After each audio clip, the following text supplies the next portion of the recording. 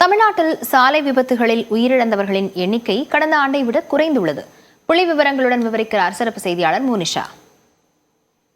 சாலை விபத்துகளை தடுக்கிறதுக்காக தமிழ்நாடு அரசு பல்வேறு நடவடிக்கைகளை மேற்கொண்டிருந்தாங்க.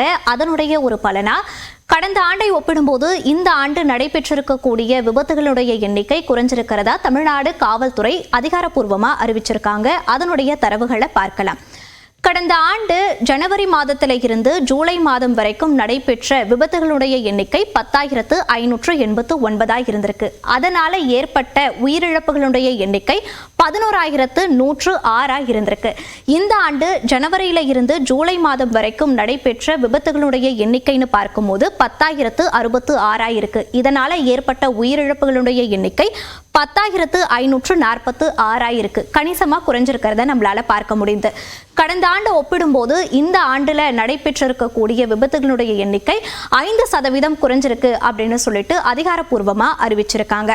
2023 ஜூலை வரையிலான விபத்துகளுடைய பலி எண்ணிக்கையை விட இந்த 2024 ஜூலை மாதம் வரைக்கும் ஏற்பட்டிருக்கக்கூடிய பலி எண்ணிக்கை அப்படின்றது 570 குறைஞ்சிருக்கு அப்படின்னும் அதிகாரப்பூர்வமா சொல்லியிருக்காங்க.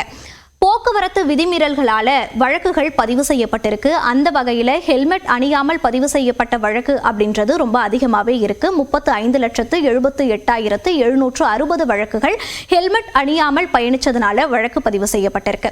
செல்போன் பேசியபடி பயணிச்சதுக்காக 2,31,624 வழக்குகள் பதிவு செய்யப்பட்டிருக்கு. போதையில வாகனத்தை இயக்கியதற்காக 1,13,777 வழக்குகள் பதிவு செய்யப்பட்டிருக்கு.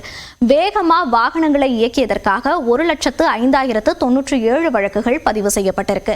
கார்ல சீட் பெல்ட் அணியாமல் பயணிச்சதுக்காக 3,39,434 வழக்குகள் பதிவு செய்யப்பட்டிருக்கு. போக்குவரத்து விதிமீறல்கள்ல ஒட்டுமொத்தமா பதிவு செய்யப்பட்ட வழக்குகளுடைய எண்ணிக்கை 76,15,713 இருக்கு. இந்த டிரைவிங் லைசன்ஸ் எல்லாம் ரத்து செய்யணும் அப்படின்னு சொல்லிட்டு பரிந்துரைக்கப்பட்ட டிரைவிங் லைசன்ஸினுடைய எண்ணிக்கை 82,375 இருக்கு. தற்காலிகமா ரத்து செய்யப்பட்ட வாகன உரிமம் எவ்வளோ அப்படின்னு சொல்லி பார்த்தோம்னா 39,924 இந்த எண்ணிக்கை இருக்கு. அதாவது கடந்த ஆண்டையோட ஒப்பிடும்போது இந்த ஆண்டு விபத்துகள் அப்படின்னு சொல்லி குறைஞ்சிருக்கிறதா தமிழ்நாடு அரசு அதிகாரப்பூர்வமா அறிவிச்சிருக்காங்க. அது மட்டும் இல்லாம 0 தான் எங்களுடைய இலக்கு அப்படின்னு சொல்லியிருக்காங்க.